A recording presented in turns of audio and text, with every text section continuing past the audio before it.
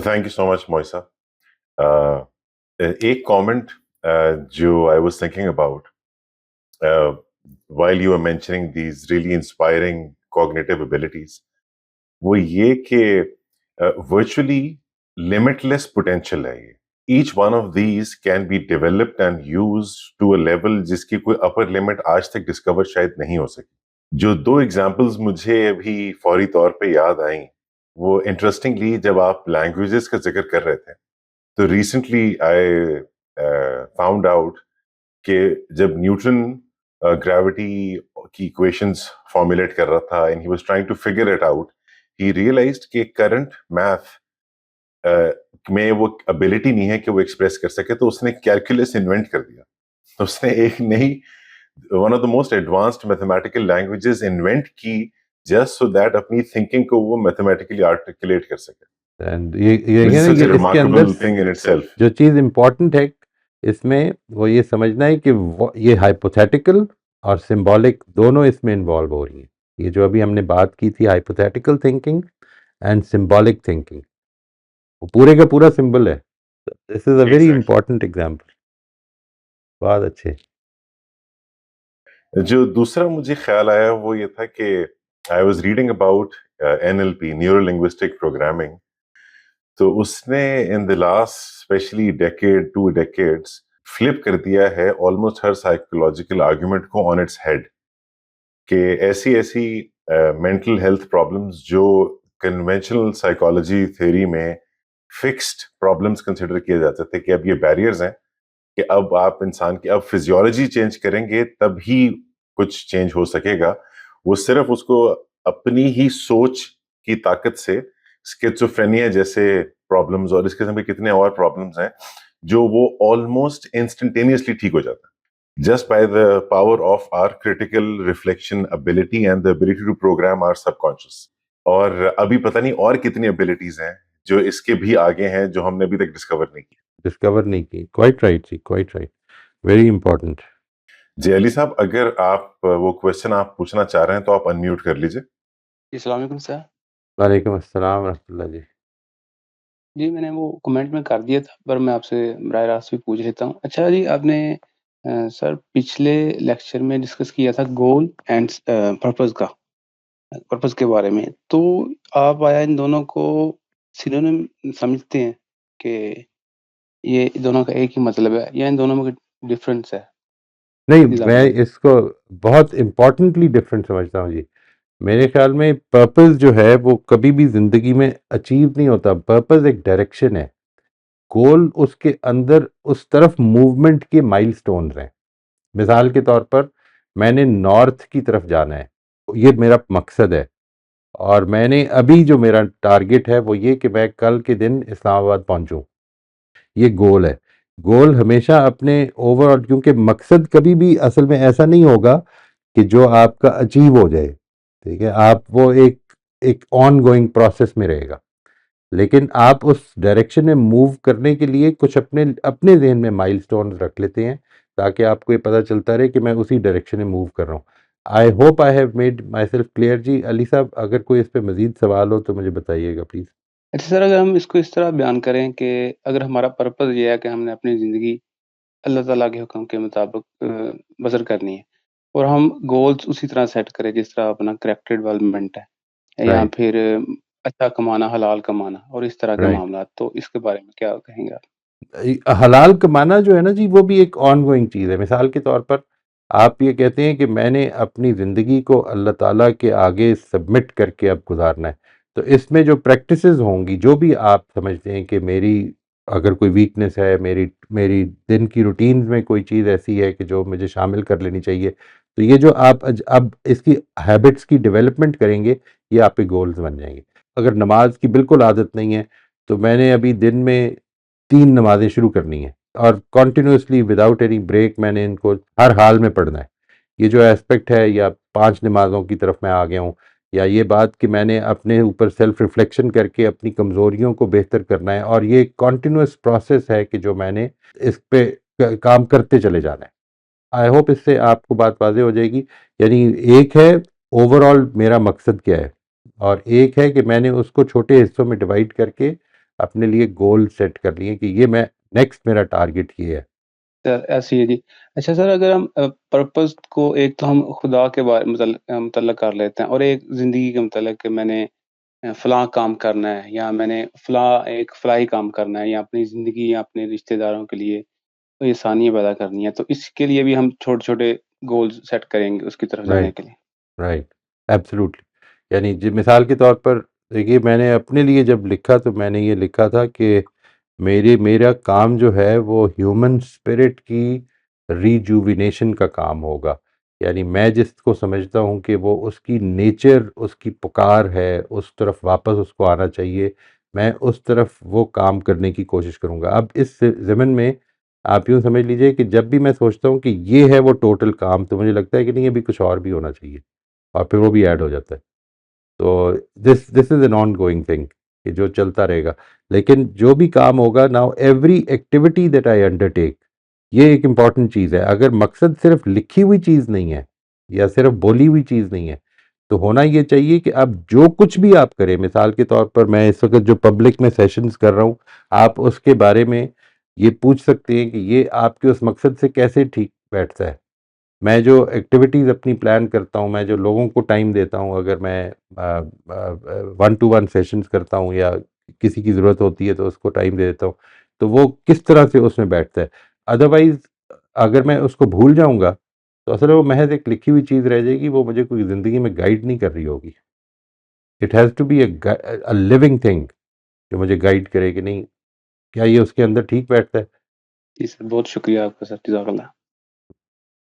जी शबाना, आप अनम्यूट कर लीजिए। तो जी, जी, सर फरमाइए। लैंग्वेजेस के बारे में जैसे आपने बताया कि जी, जी। ये उर्दू जो है जैसे 3-4 लैंग्वेजेस का मिक्सचर है, और ये तो लैंग्वेजेस भी एक मतलब हैरत अंगेज़ चीज़ है कि किस तरह 2 होठों और एक ज़बान से अल्लाह ताला ने किस तरह इंसान को जो है ये सिखाई है। और ये जो है ये भी तरक्की करती है क्या उलूम के साथ? अगर अगर उलूम में तरक्की ना हो तो ये लैंग्वेज वहीं पर रह जाती है, या लैंग्वेज भी तरक्की करती है? जैसे अब आजकल जो बच्चे जिनको जेन अल्फा कहते हैं या वो, तो उनके बारे में कहा जाता है कि वो बिल्कुल ही मुख्तसरन बातचीत करते हैं, और वो नजर आ रहे हैं, वो तो समझ आ रहा है कि वो उनकी उसके हिसाब से उनकी लैंग्वेज बिल्कुल बन जाएगी जो हमें नहीं समझ आ रही होती। तो क्या लैंग्वेजेस भी तरक्की करती हैं? और जो कहा जाता है कि 100 साल में एक ज़बान जो है वो ख़त्म हो जाती है, मतलब वही चेंज होके बदल जाती है, इसके बारे में कुछ बताइए? लैंग्वेज जो है वो उसके अंदर एक्सपोज़र के हिसाब से अल्फ़ाज़ अडैप्ट किए जाते हैं ji. They become a part of the language, and every living language will do that. ये जो है अरबी ज़ुबान में, ये देखिए ना, जैसे मिसाल के तौर पे हिंदी में या अरबी ज़ुबान में, वहाँ पर तो तल्फ़ज़यून ही आ गया ना, अरबी में तो तल्फ़ज़यून ही आ गया। यानी जब वो कहते हैं कि टेलीविज़न, तो उसको अडॉप्ट कर लिया। और देखिए उसमें क्या हुआ कि वो जो विज़न है, विज़न, उसके लिए एक नया हर्फ ऐड किया है उसमें। अब वो मुझे पता नहीं उसको कहते क्या हैं, वो अली मुझे ज़्यादा बेहतर बता सकेंगे। बट ये एक एस्पेक्ट है। इसी तरह उधर क्या हुआ है कि जो हिंदी में आकाशवाणी, आकाशवाणी, ठीक है जी, यानी रेडियो के लिए, या दूरदर्शन, टेलीविज़न, उसका तर्जुमा कर दिया उसमें कि दूरदर्शन, दूर की चीज़ का को देखना, तो वो टेलीविज़न का वही मतलब है ना। तो वो या रेडियो का या ट्रांजिस्टर का, तो वो तर्जुमा कर दिया है। तो वो उनके यहाँ अडेप्टेशन का तरीका थोड़ा सा और है। वो माइलस्टोन को मील पत्थर कहेंगे, ठीक है, बिल्कुल ही exactly word by word translation हो गई। इट्स अ ब्यूटीफुल, लेकिन ये जिंदा लैंग्वेजेस करेंगी, वो तो करेंगी, अदरवाइज वो पीछे रह जाएंगी अपने, क्योंकि लैंग्वेज कॉन्सेप्ट्स को कम्युनिकेट करेगी ना। अब वो जो कॉन्सेप्ट की कम्युनिकेशन है, अगर कॉन्सेप्ट एक वजूद में आ गया तो उसको कम्युनिकेट करना पड़ेगा। यानी आप यूँ समझ लीजिए कि मोटर कार जो है वो जब तक वजूद में नहीं थी, तो जब पहली दफ़ा इस पे हुई बात, सर्वे किया गया कि ये फोर्ड वालों ने किया था ना, हेनरी फोर्ड ने जो करवाया था शायद, मोस्ट प्रॉब्ली, कि क्या हमें would we like to have more powerful horses और फ्यूल ड्रिवन कार्ट। तो जो लोगों ने पसंद की थी बात, वो ये थी कि ज़्यादा पावरफुल हॉर्सेस होने चाहिए, because they could not understand, वो कॉन्सेप्ट ही नहीं था कि आज कोई इसको सोच भी नहीं सकता है। तो इस तरह से लैंग्वेज आपके एक्सपोजर से प्रोग्रेस करेगी, हो नहीं सकता कि ना करे। आई गेस इसकी एक अच्छी एग्जांपल ये भी है कि अब क्योंकि टेक्स्ट बेस्ड कम्युनिकेशन बहुत बढ़ गया है बिकॉज ऑफ मोबाइल डिवाइसेस, तो अब वो जो इमोजीज हैं वो ऑलमोस्ट लैंग्वेज का या एटलीस्ट वर्नाक्युलर लैंग्वेज का पार्ट बन गया। Right right right right. Rozben आप अनम्यूट कर लीजिए। जी, अस्सलाम वालेकुम सर। वालेकुम अस्सलाम रहमतुल्लाह जी। सर, ये जो आपने जैसे बताया कि ये एबिलिटीज़ हैं इंसान के अंदर, ये सलाहियतें अल्लाह ताला ने रखी हैं जो उसे दूसरे जानदार से मुमताज़ करती हैं। तो इसका शऊर, खुद आगाही या समझ-बूझ अपने अंदर होना यानी नहीं था। अभी जो आपने कहा कि ये मेजर हैं, तो और भी हो सकते हैं। तो इसकी आगाही या इसका शऊर लेना, लेकिन अभी तक नहीं है उसका शऊर। तो क्या इस बारे में भी अल्लाह ताला हमसे पूछेंगे? आई मीन सवाल-जवाब हो सकता है या बात-पुरस हो सकती है? मेरा ख्याल है कि वी बीन यूजिंग इट और उसको अपने बेनिफिट में यूज़ करते हैं। असल में हमारे यहाँ जो चीज़ लास्ट टाइम भी किसी ने बड़ा इम्पोर्टेंट सवाल किया था ये, कि इसकी क्या वजह है कि हमारा ज़्यादा फोकस इस पे नहीं है, we are not self awareness और कॉन्शियसनेस पे नहीं है। मैंने गुजारिश ही की थी कि इसकी प्राइमरीली वजह ये है कि हम आउटवर्ड फोकस्ड हैं। ज़्यादातर हमारा फोकस बाहर की चीज़ों के ऊपर होता है। यानी आप इस तरह से सोचिए, आम तौर पर इसको बयान किया जाता है कि इंसान को जो सबसे बुरी चीज़ दूसरे में लगती है ना, वो असल में उसके अपने अंदर भी होती है। ये कितनी इंटरेस्टिंग बात है, ठीक है जी। यानी जी। वो लेकिन वो अपने ऊपर उस तरह से गौर नहीं कर रहा होता। जबकि आपको जो चीज़ करनी है, यानी अपने फोकस को इस तरह कर लें कि जब भी किसी के भी बारे में ख्याल आए, तो ये सोचें कि मुझे इस सोच से कोई फ़ायदा होगा? क्या मुझे अपने अंदर वो चीज़ ठीक करनी चाहिए या मुझे दूसरे के बारे में ज़्यादा होना चाहिए? अगर अगर ताल्लुक ऐसा है, अगर मोहब्बत है, तो ज़ाहिर है कि we will be concerned about others, लेकिन नॉट मोर देन आवरसेल्व्स। ये पॉसिबिलिटी नहीं है। तो कुरान मजीद ने कहा है ना कि उस दिन तो क्या होगा कि बाप बेटे को और बेटा भाई को, सब कुछ को हम कहेंगे कि ले जाओ पकड़ के, मुझे छोड़ दो। तो उस दिन के लिए मुझे सबसे पहले अपनी तैयारी करनी है। वो उसको भी ज़हन में रखिएगा हमेशा, जो वो कहते हैं ना फ्लाइट में, कि अगर कोई इमरजेंसी हो जाए तो पहले अपना मास्क पहने फिर दूसरे को पहनाएं। It can not happen otherwise. तो अपने ऊपर फोकस ज़्यादा कर लें। यानी ये जो है सारी चीज़, आज एक अपॉर्चुनिटी अगर मिल गई ये चीज़ जानने की, तो अब इसके बारे में ये कोई ज़ाहिर है कि सारी चीज़ें हर वक्त की वो नहीं होती, लेकिन ये तो समझा जा सकता है कि हम एक यूनिक बीइंग हैं, बहुत ही यूनिक बीइंग है। ने शुक्रगुज़ारी बढ़ जानी चाहिए। Absolutely, absolute. और शुक्रगुजारी और रिस्पॉन्सिबिलिटी दोनों का एहसास बढ़ जाना चाहिए, दोनों का। सही। Thank you sir. You most welcome. while learning about NLP, जो मैं पहले जिक्र कर रहा था, neuro linguistic programming, one of the most useful things that I read was, और ये जो हमारी इतनी मल्टीपल क्वालिटीज हर इंसान के अंदर कॉग्निटिव एबिलिटीज हैं, वो फर्दर उस बात को, उस पॉइंट को हाईलाइट कर रही थी मेरे लिए। वो ये कि जब भी हम किसी और से इंटरेक्ट करते हैं तो whatever we are saying is being communicated to them and interpreted by them based on their extensive filtering and processing. और इस बात को रिस्पेक्ट करना बहुत जरूरी है कि उनके वर्ल्ड व्यू से लेके उनके पूरी जिंदगी के तमाम हालात से लेके इस वक्त उनकी mental situation, all of this put together will, इसकी इसकी बेसिस पे वो इंटरप्रेट करेंगे हम इस वक्त जो भी इंटरेक्शन उनके साथ कर रहे हैं, बॉडी लैंग्वेज से या ऑब्वियस कम्युनिकेशन से। और इस बात को रिस्पेक्ट करना हर वक्त बड़ा जरूरी है, बहुत ज़रूरी है जी। ये देखिए, मैंने उसको इस बात को, इस कॉन्सेप्ट को एब्स्ट्रैक्टिंग पढ़ाते हुए क्लियर किया था, अपने साथियों पे वाज़ेह करने की कोशिश की थी कि आप इस तरह इमेजिन करें थोड़ी देर के लिए कि एक कमरे में there are 4 people, let's say 4 लोग हैं। एक मरीज़ है, एक डॉक्टर है, एक रिसर्च असिस्टेंट है और एक अटेंडेंट है मरीज़ का। और नर्स एंटर होती है और वो कहती है कि ये कैंसर डायग्नोज हो गया। ये जो चारों लोग खड़े हैं, एक ही वर्ड बोला गया है और चारों ने डिफरेंट समझा है। यानी उन सब के लिए उस वर्ड की सिग्निफिकेंस और है, मतलब एक ही है, सिग्निफिकेंस और है। यानी हर आदमी मजबूर है, यानी ये समझ लें कि एक इसमें कोई चांस ही नहीं, कोई और मजबूर है कि वो सिर्फ अपने पर्सपेक्टिव से दुनिया को अप्रोच कर सकता है। लेकिन वो जैसे ये जान लेता है कि हर आदमी अपने ही पर्सपेक्टिव से अप्रोच कर सकता है, तो फिर वो ये समझ सकता है कि मेरी बात मिस इंटरप्रेट कितनी ज़्यादा हो सकती है, या मैं जितना ज़्यादा जॉयफुल हूँ। यूँ समझ लें कि दो टीमें मैच खेल रही हैं, एक ही काम हुआ है ना, दोनों ने देखा है एक ही काम हुआ है, एक खुश हो रही है और दूसरी अफसरदा हो गई है। I mean, half the stadium has gone down and half the stadium has gone up. Why does this happen?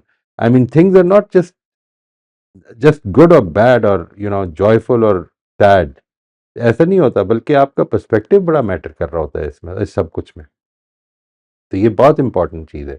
और ये खुद एक देखिए, ये वो चीज़ है मेटाकॉग्निशन से, एम्पथी से, जो हमने पहले देखी थी।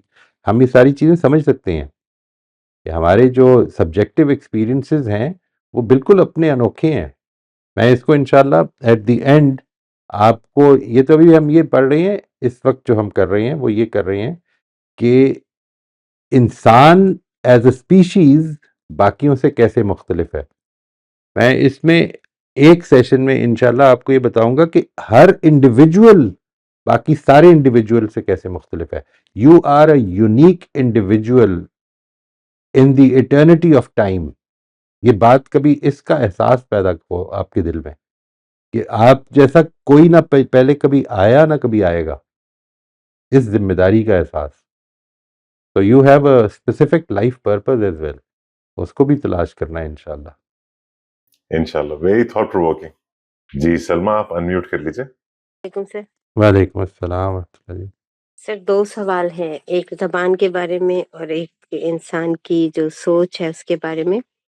तो ये जो पहला सवाल है मेरा वो ये कि जिस तरह ज़बान में आपने बताया कि अल्फ़ाज़ दाख़िल होते हैं और कभी वो इस्तिलाही मफ़हूम में होते हैं और कभी वो मजाज़ी मफ़हूम में होते हैं। तो सर मुझे ये बताएँ कि जब ये एक कोई लफ़्ज़ आया, अरबी से आ गया उर्दू में, अब उर्दू वालों ने उसका कुछ और मायने ले लिए और फिर वो इतना यानी इतना कॉमन हो गया कि उसी मायनों में वो इस्तेमाल हो रहा है। इसकी मिसाल मैं आपको देती हूँ कि एराब लगाइए। ये हमारे स्कूल में बहुत आम सी बात है, हमारे सिलेबस में है ये चीज़ और उसके मायने हम लेते हैं ज़ेर ज़बर पेश। जबकि अरबी में इसके मायने होते हैं किसी नाउन का स्टेटस यानी किसी नाउन के इस्म की हालत।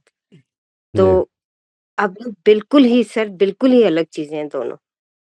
जी तो अब आप जब मुझे ये बात पता चली तो मुझे तो बहुत अफ़सोस हुआ कि भई ये तो बिल्कुल अलग दोनों मायने हैं और हमने जो है वो अपनी किताबों में ये चीज़ें डाल दी हैं और हम इसको ज़ेर-ज़बर पेश ही ले रहे हैं। तो ये करना सही है या गलत है? मेरी सर्फ़ नहव की टीचर कहती हैं कि इसके बारे में सीरियस नहीं होना चाहिए, इसको चलने देना चाहिए, इससे कोई फ़र्क नहीं पड़ता। लेकिन सर कितना फ़र्क पड़ता है मुझे ये बात नहीं समझ आई थी उनकी। ये सवाल मेरा पहला है।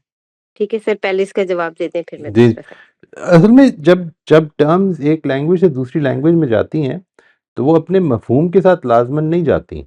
यानी ऐसा नहीं होता कि वो पूरे का पूरा मफहूम चला जाएगा। मिसाल के तौर पर अरबी ज़ुबान में अगर ये कहा जाएगा तो ये हरकत हो जाएंगी ना, कि जी। जिनको आप कह रही हैं कि इराब लगाए में जब हम कहते हैं। लेकिन जब हमने उर्दू में इसको अडॉप्ट किया तो इसको इस मानी में अडॉप्ट किया। अगर इस मानी में अडॉप्ट किया तो कोई हर्ज नहीं है। यानी फिर क्या जी। प्रॉब्लम है? यानी उर्दू बोलने वो जो लोग, यानी मेरे एक दोस्त हैं, आप जानती हैं सब लोग, नजम जो हैं, नजम नहीं देखी, मैंने भी बोला है उनका नाम, बोला नजम। ये अरबी ज़ुबान नज्म है, ठीक है, ये जी, अरबी तलफ़्फ़ुज़ हो ज़ुबान का वर्ड गया। नज्म है, ठीक है, लेकिन वो जी। अपने नाम को भी NAJAM ही लिखते हैं, नजम। तो मैंने उनकी भाभी हैं बल्कि अरब हैं, तो उन्होंने कहा ये तुम गलत लिखते हो, तो कहते नहीं मैं उर्दू में लिखता हूँ। तो ये सर ये तो अडेप्टेशन हो जाती है, दीज आर अडेप्टेशन। अ, मैं हम फ़िक़्ह बोलते हैं, मुझे वो मेरे से तो बोला भी नहीं जाता, मेरी काफ उधर से निकलती ही नहीं है। लेकिन ये जो हमारे साथी हैं, हमारी उर्दू का वर्ड फ़िक़्ह है। इसको जी। इतना ज़्यादा इसरार नहीं करना चाहिए कि अरबी ज़ुबान ही, क्योंकि उर्दू ने अडॉप्ट कर ली हैं वर्ड। अब अडॉप्ट कर ली है और अपने हिसाब से वो उसको डाल डाल लेगी। आप अंग्रेजी ज़ुबान, ये अभी मैंने आपके सामने एक चीज़ बोली, इनहिबिटोरी कंट्रोल, ये है अमेरिकन प्रोनाउंसिएशन, इसी स्पेलिंग की ब्रिटिश प्रोनाउंसिएशन इनहिबिटरी कंट्रोल है। ठीक अच्छा, है, अच्छा, अच्छा। कोई प्रॉब्लम नहीं, लेकिन मैं अडॉप्टेशन है ना। हाँ, मैं ये समझ रही थी कि जैसे मेरी कोई चीज़ कोई उठा के और उसको दूसरा नाम दे दे, तो मैं तो पॉज़ेसिव हूँ इस मामले में कि भी उसको उसी हालत में रहना चाहिए था। हम्म। लेकिन अब लोगों ने उसको उस मायने में नहीं रखा और उसको अपनी मर्ज़ी से जो दिल चाहा बना दिया। तो ये तो कोई बात ना हुई कि भई हमारी ज़ुबान का लफ्ज़ था और आपने उसकी ऐसी-तैसी कर दी। तो सही। ख़ैर बहरहाल फिर आप भी आप भी सही। यही कह रहे हैं। अच्छा, सर दूसरा सवाल ये है कि मेरी फ़ैमिली में एक बिल्कुल ज़ी-शऊर बच्चा और इस एज पर कि वो बहुत हाई परसेंटेज के साथ पढ़ रहा था। फर्स्ट ईयर, सेकंड ईयर में आके उसके दोस्तों ने उसको किसी एक लड़की की तरफ लगा दिया मज़ाक में, ठीक है सर? मज़ाक में उसको लगा दिया और फिर वो मज़ाक जो था उसमें वो सीरियस हो गया। अच्छा, वो लड़की पहले से एंगेज थी, इसको नहीं पता था। अब इसने घरवालों से बात की और उसके बाद जब वो आगे प्रोसीजर शुरू हुआ तो पता चला कि वो लड़की भी इंटरेस्टेड नहीं है, लेकिन वो बहुत पोलाइट थी। तो ये गलतफ़हमी में मुब्तला हो गए। तो इन्होंने अपने ऊपर ये इतना तारी कर लिया कि ये जो थे वो सर अब वो मतलब ऐसा एक मरीज़ है कि उसको जो है ना वो सारे अपने हवास खो गया है और सारे हवास खो गया है अ, उसको कुछ नहीं पता यानी कि वो कभी-कभार तो मारता भी है कोई मेहमान चला जाए तो और बिल्कुल उसके हवास ख़त्म हो जाते हैं जब वो दवा नहीं खाता है तो। अब इस चीज़ का ज़िम्मेदार जो है वो अल्लाह ताला उसको ठहराएँगे कि उसने अपनी इन सलाहियतों को जो अगर वो किसी और तरफ ले जाता या इस चीज़ को दिमाग से निकाल देता तो वो सही हालत में रहता या उसके माँ-बाप जो है वो मसूल होंगे कि जी उन्होंने जो है लोगों से छुपा के या उसका वक़्त पर इलाज ना करा के या उसको सही डायरेक्शन ना देकर जो है वो इस हालत को पहुँचा दिया कि अब वो किसी काम का नहीं रहा। देखिए, ये जो आपने पूरा वाक़या बयान फरमाया है, इसमें हम तो इट्स वेरी डिफ़िकल्ट कि हम इस ज़िम्मेदारी की एलोकेशन कर सकें कि किस-किस की क्या-क्या ज़िम्मेदारी है। लेकिन एक चीज़ ज़हन में रखिएगा कि इंसान, उसूल ये है कि इंसान जो कुछ करेगा जिसके लिए वो ज़िम्मेदार है, यानी कुछ चीज़ें हमारी इनवॉलंटरी एक्शंस हो सकती हैं, वो अलग चीज़ है, लेकिन जो कुछ वो कर रहा है जिसका वो ज़िम्मेदार भी है और वो ज़िम्मेदारी बड़े आराम से हम कह देते हैं कि ये ख़त्म हो गई है। देयर आर, मैंने अभी जो आपसे अर्ज़ किया, there are 3 clear aspects of a human life. हम अपनी एक मेंटल, एक फ़िज़िकल एस्पेक्ट, सोमैटिक एस्पेक्ट रखते हैं। फ़िज़िकल एस्पेक्ट जो है हमारा बायोलॉजिकल एस्पेक्ट, फ़िज़ियोलॉजिकल एस्पेक्ट है। एक हमारा साइकोलॉजिकल एस्पेक्ट है, एक और भी एस्पेक्ट है, उसको आप, I don't have a very clear word for it, लेकिन उसको आप, जिसको मैंने लास्ट टाइम नोएटिक एस्पेक्ट से ताबीर किया था, नोएटिक एस्पेक्ट, यानी ये बीमार नहीं होता, इसकी एक प्रॉब्लम है। यानी ये जिस तरह से ये दब सकता है ये फिजिकली भी और सोमैटिकली भी और साइकोलॉजिकली भी, ये दबाया जा सकता है फॉर टेम्परेरीली, ये ख़त्म नहीं होता। तो इस वजह से अल्लाह ताला के हुजूर में, यानी आप जिस जगह पे भी खड़े हैं, जिम्मेदारी उस चीज़ की होगी और पूरे इंसाफ के साथ और रहमत के साथ उतनी ही होगी जितनी आपकी जिम्मेदारी है। इसलिए इस चीज़ में हम, we can not categorically answer the question कि कितना किसकी जिम्मेदारी थी इस वाक़ये में, लेकिन वो वाक़या सारे का सारा खुल के आ जाएगा इंशाल्लाह, और जितनी जिम्मेदारी है उससे ज़्यादा नहीं डाली जाएगी किसी पे भी। हमारी दुआएं उस बच्चे के साथ हैं, अल्लाह ताला उसके लिए आसानियां करें इंशाल्लाह। लेकिन ये इस पर भी अनफॉर्चुनेट है जी, ये पूरी बात, ये तो क्लियरली लगता है कि ये कोई फिजिकल इशू नहीं था, और दवाएं पे लगा दिया गया है। और ये दवाएं जितने भी हैं, साइकोलॉजिकल एलिमेंट्स की जितनी भी दवाएं हैं, उनके बड़े सीवियर साइड इफ़ेक्ट्स होते हैं। यानी ये जो बातचीत थी उसको इस चीज़ की तरफ लेके आना चाहिए था। ये ऐसा नहीं होता, ये तो हमें मालूम है ना कि एक नॉर्मल, आपने खुद बताया कि नॉर्मल बच्चा था, ठीक है, इससे कोई सोमैटोजेनिक इशू नहीं है, उसका कोई फिजियोलॉजिकल इशू नहीं था, वो फिजियोलॉजिकल इशू बन गया।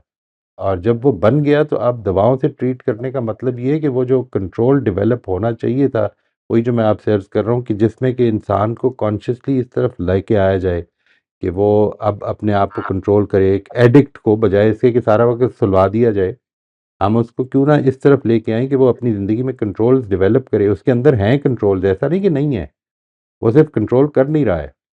You can ask me, I know this कि ये इस तरह की सिचुएशन हो जाती है। और लेकिन ये कि हमारी ज़िंदगियों में ये कंट्रोल्स हैं, लेकिन जब हम उनको इस सहारे पे डाल देते हैं, बैसाखियों पे डाल देते हैं, तो फिर वो कंट्रोल्स आहिस्ता-आहिस्ता बहुत वीक हो जाते हैं। Then it becomes very traumatic. Allah ताला हमें इससे माफ़ फ़रमाए। बहरहाल नेक नियति में किए हुए जो भी जो कहते हैं ना जी कि एक मुजतहिद जो है उसको अपने इज्तिहाद पे अमल करना चाहिए। आदमी नेक नियति से भी करता है, तो गलती तो हो ही सकती है। एक छोटा-सा कमेंट करके तो आई विल मूव ऑन। ये भी सलमा क्यों आपने ज़िक्र किया कि आपकी फैमिली में है, इसलिए मैं कह रहा हूँ ये। ये भी कंसिडर कीजिएगा कि इस तरह के मामलात आम तौर पे हमें सिर्फ तब नज़र आते हैं जब वो इश्यू मैनिफेस्ट होता है। ज़रूरी नहीं कि वो इश्यू इसी वजह से हुआ हो और ये इवेंट जो है वही कंप्लीट पिक्चर है। जैसे आपने ज़िक्र किया कि वो बच्चा हमेशा से ग्रेड अच्छे ले रहा था, तो इसका मतलब ये नहीं है कि वो हो सकता है कि वो जो ज़रूरत थी, जो नीड थी एश्योरेंस की, जो नीड थी बिलॉन्गिंग की, वो पहले एजुकेशन और एकेडमिक से पूरी हो रही थी या टीचर्स के अप्रूवल से पूरी हो रही थी और अब वही स्विच हुई थी। तो कहना मैं सिर्फ ये चाह रहा हूँ कि it could be solvable issue इंशाल्लाह, जो बहुत आसानी से सॉल्व हो सकता हो। तो इसके ऊपर अगर मज़ीद डिस्कस भी करना चाहें और रिकमेंडेशंस चाहें किसी थेरेपिस्ट के लिए तो मुझे प्राइवेट मैसेजेस कर दीजिएगा। देखें इंशाल्लाह अल्लाह ताला शायद हमारे इस वसीले से उनके लिए आसानियाँ पैदा कर दें इंशाल्लाह, वरना दुआएँ तो आई हैं उनके साथ। मूविंग फॉरवर्ड राफ़िया आप अनम्यूट कर लीजिए प्लीज़। अस्सलाम वालेकुम मोई साहब। जी, वालेकुम अस्सलाम। साहब 2 बातें मैं पूछना चाह रही हूँ। एक तो आपने पोटेंशियल का कहा, अगर किसी में एक पोटेंशियल, एक एबिलिटी हो, तो उसको रिफाइन करने के लिए, उसको प्रैक्टिस करने के लिए इसके कोई तरीके हैं कि अ, अगर मेरे में एबिलिटी है राइटिंग की, तो उसको क्या मैं ज़्यादा प्रैक्टिस करूँ तो उससे ज़रा बेहतर हो जाएगी? एक तो ये है। दूसरा जो आप बात कर रहे हैं, अब ये इस लड़के का जो मैंने सुना, इस पे काफ़ी स्टडी हुई है एंड एक चीज़ जो बहुत नज़र आती है, बिकॉज़ हमारे भी रिलेटिव्स में इस किस्म की चीज़ हुई है कि जो बहुत, बहुत ब्रिलियंट बच्चे होते हैं, उनके साथ ये चीज़ हो जाती है। I know of somebody who went did his masters at a very young age, and at the age of 17, he was at Oxford and he had a breakdown, and he was finally diagnosed with schizophrenia. तो ये पता लगा कि एक certain age पे जो भी उसके life patterns थे, he finally couldn't take that strain of that higher education. Parents का प्रेशर था या वो अपनी चाहता था कि I should do very well, so it was a very serious illness and he was for quite a few years treated in England. तो ये चीज तो है। आई नो आप कहते हैं कि ये दवाइयों वगैरह को नहीं लेना चाहिए, but sometimes I think there is a medical reason for taking these things. ये मैं सिर्फ बताना चाह रही थी। नहीं, मैं ये नहीं कहता कि दवाइयाँ नहीं लेनी चाहिए। मैं ये कह रहा हूँ कि जब एक चीज़ जो है उसकी बेसिस जो उन्होंने बताई है वो सोमैटोजेनिक है नहीं। दवाई असल में फिज़ियोलॉजिकल प्रॉब्लम के लिए होती है। अगर फिज़ियोलॉजिकल प्रॉब्लम बन सकता है, हो सकता है बन गया हो। लेकिन ये कि मैं ये नहीं कह रहा, वो बात मेरी कंप्लीट नहीं है। मेरा ख़्याल है उसके ऊपर तो अब ख़ामख़ाह हम इस गुफ्तगू में टेक्निकल गुफ्तगू है, इसमें पढ़ने की ज़रूरत नहीं है। जी, प्रैक्टिस करनी पड़ेगी। आपको अगर अपनी कोई एबिलिटीज़ हैं, उसको बेहतर करने के लिए प्रैक्टिस करनी चाहिए, दैट्स वेरी इम्पोर्टेंट। और फीडबैक लेते रहना चाहिए। और दूसरी चीज़ें जो जो चीज़ आप कर रही हैं, उसमें दूसरे लोगों का काम जो है, उनको अपने सामने भी रखना चाहिए। And the other thing I have seen, because this has happened again in the family, this young boy, he went on to drinking. तो वो drinking की वजह से it became so bad that he had a complete breakdown. And there was a time when he went and had uh, alcohol, which was not, पता नहीं कहाँ का वो बना हुआ था. And again, he also ended up mentally sick because of the alcohol. It wasn't the pure to bazaar, जो imported alcohol होता है. तो ये That's चीजें right. addictions to drugs and ये चीजें कभी-कभी can destroy you. राइट, बिल्कुल ठीक है। Thank you, Yusuf. जी, ये as sad as all these examples are, ये भी मोई साहब क्या डेमोन्स्ट्रेशन ही है ना हमारी कॉग्निटिव एबिलिटी का, कि अगर हम ट्रिगर हो जाते हैं और हमारी सारी फैकल्टीज किसी एक पर्टिकुलर सिनेरियो में फोकस ज्यादा कर देती हैं, तो हमारे अंदर ये एबिलिटी भी मौजूद होती है कि हम खुद रिस्ट्रिक्ट कर लेते हैं अपने आप को, हम खुद अपने लिए फिजिकल सेंसरी स्टिमुलेंट्स क्रिएट कर लेते हैं ऐसे जो होते नहीं है, खौफ की, लोनलीनेस की, परेशानी की, एंजाइटी, हम फिजिकल सिम्टम्स क्रिएट करना शुरू कर देते हैं just by the abilities that Allah ताला ने हमें दी है। Quite right ji, quite right. और ये इसमें यही मैं कह रहा हूँ असल में कि ये जो एबिलिटी है ना कि आप उन फिजिकल स्टिमुलेंट्स को क्रिएट भी कर सकते हैं और रोक भी सकते हैं, दोनों पॉजिटिव भी हो सकते हैं और नेगेटिव भी हो सकते हैं।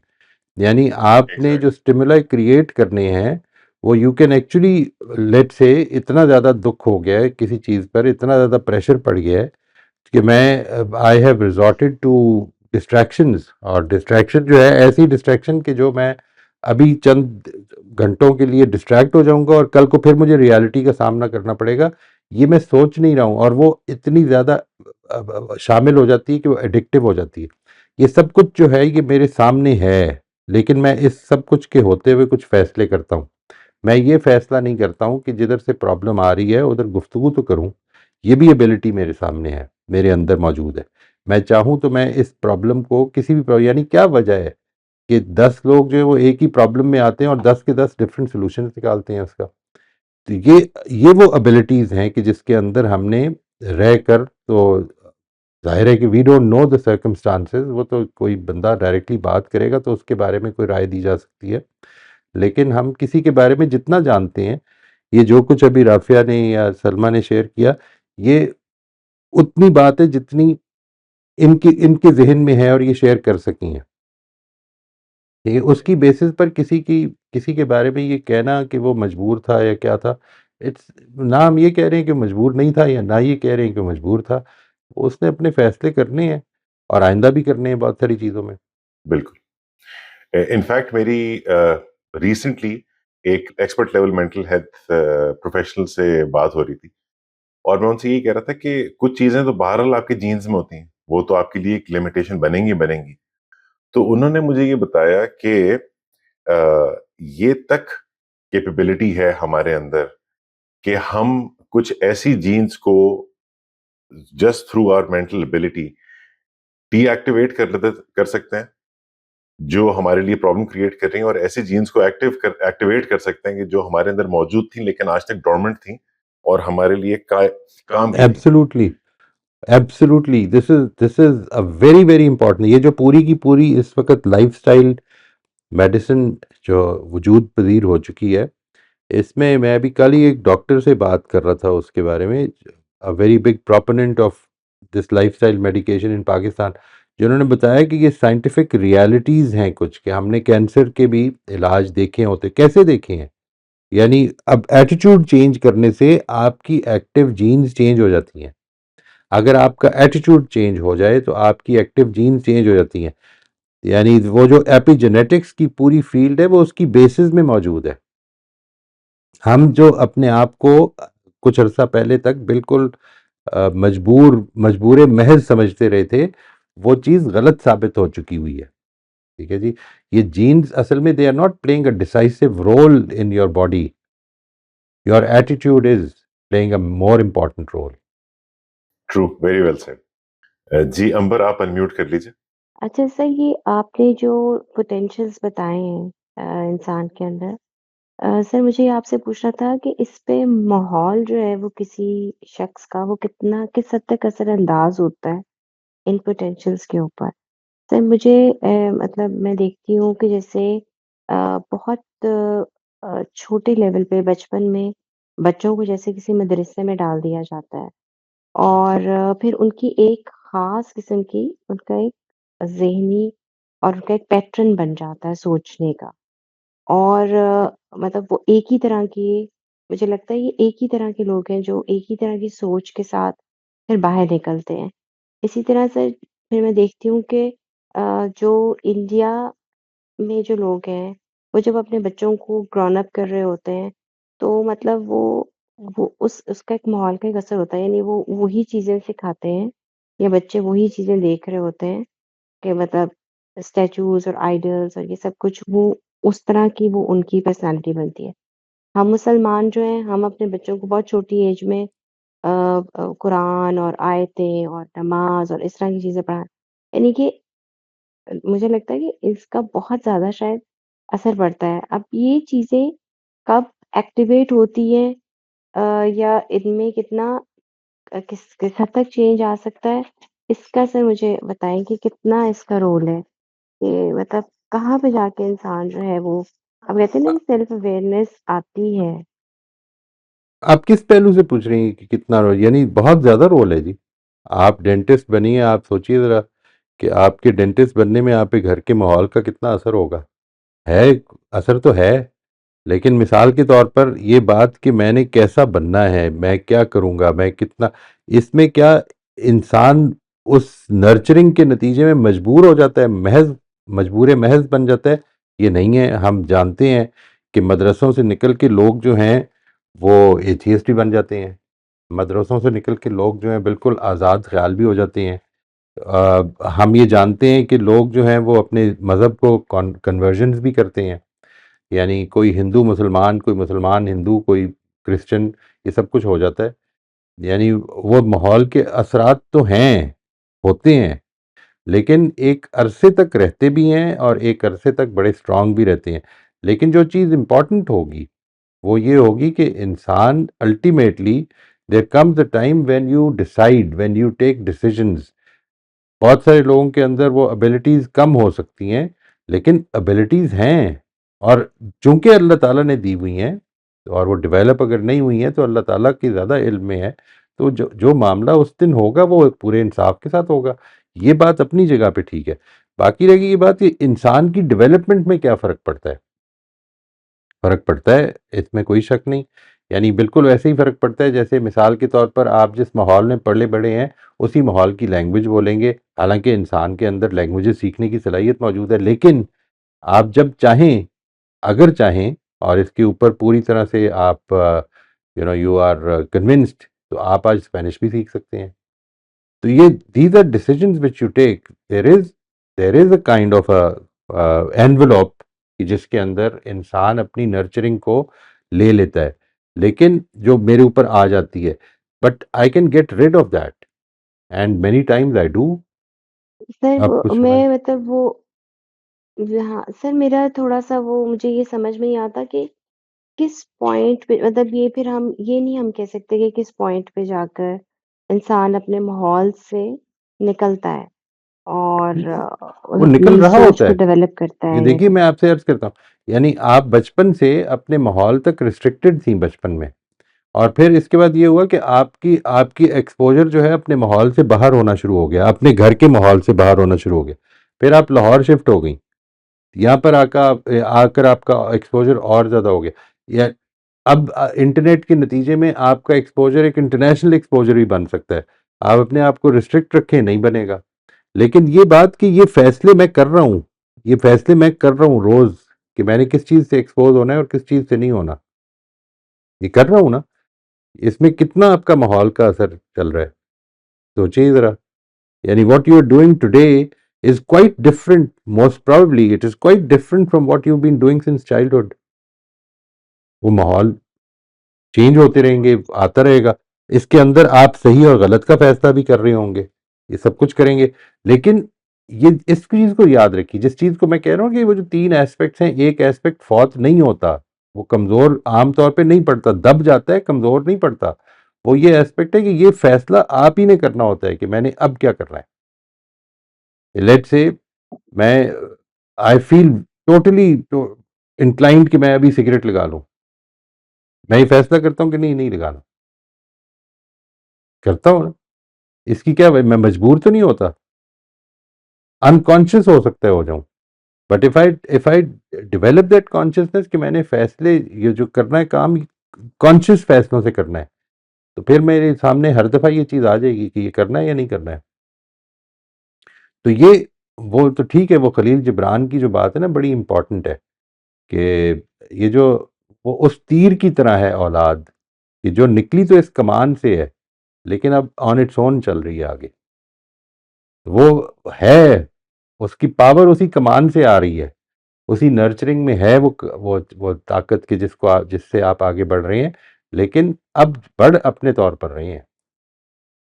और जिस हद तक आपकी नर्चरिंग है, एक आदमी इस वजह से मुसलमान है क्योंकि मुसलमान घर में पैदा हुआ है, एक आदमी इस वजह से हिंदू है क्योंकि हिंदू घर में पैदा। मुझे बताएं दोनों में फ़र्क क्या है?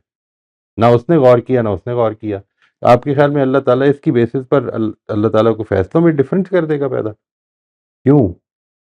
ना उसने कॉन्शियसली समझा ना नहीं उसने कॉन्शियसली समझा। सर मतलब ये कि सर मैं यही कह रही हूँ ना कि इसका मतलब है कि फिर जो पोटेंशियल्स हैं, तो उसको फिर इंसान सही तरह से फिर यूज़ तो नहीं कर पाता ना। यानी नहीं कि ये अगर खालिक ये तक हाँ, पहुँचना है, राइट। सर हम हम एक्चुअली फेथ पे बात कर रहे हैं ना सर, अगर खालिक तक पहुँचना है तो मुझे मुझे पता नहीं क्यों मुझे ये बात समझ में नहीं आती है कि फिर जो हिंदू हैं या किसी भी मतलब मज़हब के, जब हम मुख्तलिफ मज़ाहिब के साथ एक्सपोज़ हम होते चले जाते हैं, तो हम कुछ चीज़ें सीखते हैं ना, मतलब कुछ चीज़ें हमारे सामने आती हैं और फिर हम उसको एक्सेप्ट करते हैं, रिजेक्ट करते हैं। तो उसमें फिर हम मतलब हमें हम इस पोटेंशियल को यूज़ करते हुए फिर हम सही डायरेक्शन क्यों नहीं चूज़ कर पाते या हम सही रास्ते तक क्यों नहीं पहुँच पाते, इसकी बात नहीं, ये मुझे समझ नहीं आता। उसमें बहुत सारे फैक्टर्स इन्वॉल्व हैं जी, बहुत सारे फैक्टर्स इन्वॉल्व हैं, इट्स नॉट सिंपल। अभी जो हम बात कर रहे हैं, ये पोटेंशियल तो हमने निकाले हैं, हमने सामने रखे हैं, इनको हमने एक टॉपिक बनाया है, ठीक है, ये अच्छा है, इसको ज़रूर टॉपिक बनाना चाहिए, एक सेल्फ रिकग्निशन पैदा होनी चाहिए, this is a very important thing. लेकिन हम ये पोटेंशियल्स आज तक नहीं जानते थे, यूज़ तो सारे ही कर रहे थे। ऐसा नहीं कि ओ आज जी पता सर। चला कि हमारे अंदर ये एबिलिटीज़ हैं, नहीं ऐसा नहीं हुआ, यूज़ तो हम कर रहे हैं, यूज़ तो सारे ही कर रहे हैं, ये कोई इस्लाम के साथ ख़ास भी बात नहीं है। जो चीज़ इम्पोर्टेंट है वो तो ये कि ये वो उलूम फ़नून है कि जो सबके लिए एक इंसानी लेवल पे मौजूद हैं। इंसान गौर करना चाहे तो वो कर सकता है, ना करना चाहे तो नहीं कर। ये सब कुछ करने के बावजूद भी कितने लोग होंगे जो गौर नहीं करेंगे। मैं ये नहीं कह रहा कि आप में से होंगे, खुदा ना खास्ता भी, I am not saying that, मेरा मतलब ये नहीं है। मेरा मतलब ये है कि ये सब कुछ भी सामने आ जाए तो हम, because there are more important things to do in life. I mean, एक प्रॉब्लम है ना, हमने जिंदगी को गुजारा है इस बेसिस पे कि there are more important things to do. भाई इंसान, मतलब आप कभी किसी बच्चे को, आप एक घर में बच्चा पैदा हुआ है, आप उसके बारे में शादियाने बजाए जाएंगे, सेलिब्रेशंस की जाएंगी और ये बताया जाएगा कि हमारा बेटा ये बनेगा। ये नहीं पता कल की जिंदगी उसके पास 10 दिन की है या 10 साल की है या 100 साल की है, ये नहीं पता। यानी एक दिन उसने इस दुनिया से चले जाना है, उस दुनिया के बारे में हम सोच ही नहीं रहे, क्या करें। ये तो इस बात से शुरू हो रही है पूरी की पूरी बात, कि वो जो हम खुदा को अपनी जिंदगी में एक्टिव करना चाहते हैं, तो पहले ये देखें तो सही कि मुझे खुदा ने बनाया क्या। आई रियली सही, फील दैट ठीक इट है। Should move people. I am not saying कि वो मेरी इस बात को मान लें कि इंसान के अंदर ये एबिलिटीज हैं, 7 यूनिक हैं या 8 यूनिक हैं, इट डज नॉट मैटर। वो इस चीज को मान लें कम अज कम कि मैं एक यूनिक हस्ती हूं इस दुनिया में। I should ponder on my self and my creator, ये होना चाहिए कम से कम, बस इतनी बात। ठीक है सर, ठीक है, thank you so much sir. Most welcome ji. बहुत बहुत शुक्रिया Mohit Sahab. Thank you everyone. अस्सलाम वालेकुम।